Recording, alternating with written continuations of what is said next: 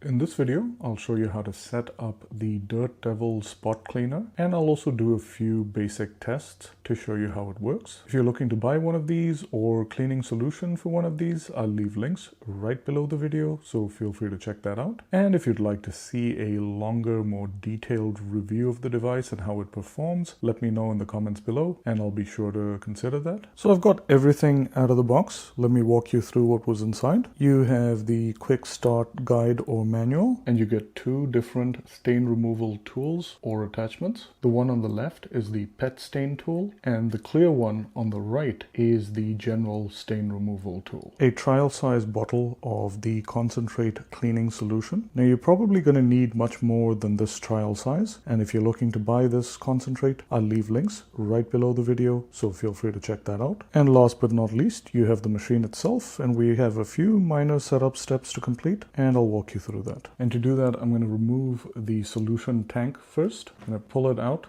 gently. Pull it up and out, and you'll notice that there is a filter nozzle that seems to have been taped onto the outside of the tank. And I'm going to peel off that piece of tape and detach that filter element, and let's remove the tape from that nozzle. Now, when filling this with solution and water, they've actually provided a pretty simple guide on how to do that. If you're dealing with really tough stains, it asks you to fill the entire container up with solution only. For general cleaning or mild stains, it asks you to fill water up till this mark up here, and then fill solution from that mark all the way up to the solution mark. And depending on how strong your stain is, from 100% concentration all the way through to full dilution up here, you can kind of vary that proportion. It's entirely up to you. In my case, for my first run, I'm going to go with their guide up here and see how that works. I'm going to fill it up with water and then add solution. And as you can see here, I filled the container up roughly to the level that they recommend with regular water from a faucet. And we're now going to add solution to this container to the recommended level. Now we're going to screw on the filter cap that was taped onto the container earlier. Kind of ensure it's finger tight, not too tight. And I'm going to gently move the bottle around a bit to ensure the solution mixes with the water before I install it in place. And then I'm going to insert the solution tank back into the machine with this little bulged area here facing inwards. I'm going to slide it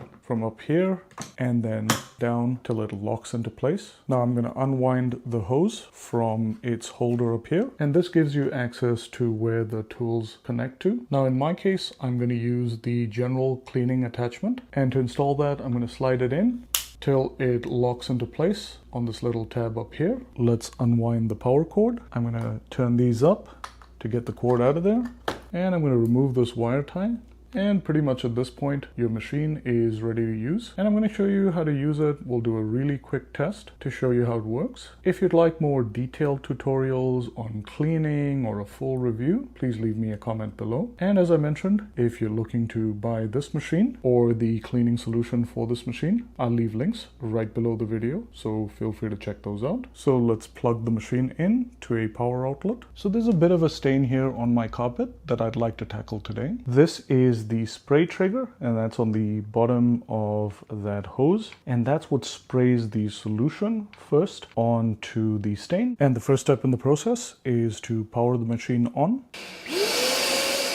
And then we're going to spray cleaning solution onto the stain. And then I'm going to use this agitator brush on the bottom of the tool to work the solution into the stain. So I'm going to just rub into that stain to get that solution worked in. And for best results, they recommend waiting about 5 minutes to let the solution work itself into the stain before you use the machine. And now I'm going to power the machine back on and let the machine pull in the stain. And if I zoom out, you can actually see the clear difference between the spot that's been cleaned in the middle, where you can see nice clean carpet. A little bit of the dark stain remains, but most of that kind of light stain that was all the way around there has been cleaned out of the center, and this kind of gives you a nice contrast of the job it does. It did a really, really nice job. And with a slightly more concentrated solution, I could probably tackle a lot of the deeper, more intense stains in the middle. And folks, I'd probably let the spot here dry for at least about an hour before getting some traffic over it, just to ensure all the liquid has completely dried on the surface of the carpet. Now, a couple of cleanup tips to ensure your machine continues to perform really well. You want to pull up on this tab up here, detach your tool, and you want to clean the inside of the tool and the brush on the bottom by running it under warm water under a faucet. And you want to do this every time you clean. And this ensures your tool doesn't get clogged and your brushes stay clean. And the next thing you want to remove and clean out is the dirty water tank. Now, most people don't clean this out every time and kind of wait till it fills up, but I highly recommend you clean this out every time after you use the machine. And this prevents the tank and its nozzle from clogging up. So to do that, all you're going to do is pull up on the tank to detach it. You're going to dunk this water in your sink and then just fill it up with nice warm water and rinse it out, and then install it back in once you're done cleaning it out. And folks, there is also a hose cleaning procedure that you need to do fairly often, but that process is a little more detailed. So if you'd like to see a separate video on that, please leave me a comment below. And this is pretty much all it takes to get your Dirt Devil spot cleaner up and running. As I mentioned earlier, I'll leave links to this machine and the solution for this machine right below the video. Hope this was helpful. If it was, please give it a big thumbs up, and please also consider subscribing to my channel for more reviews, unboxings, and how-to videos. Thanks for watching, and see you next time.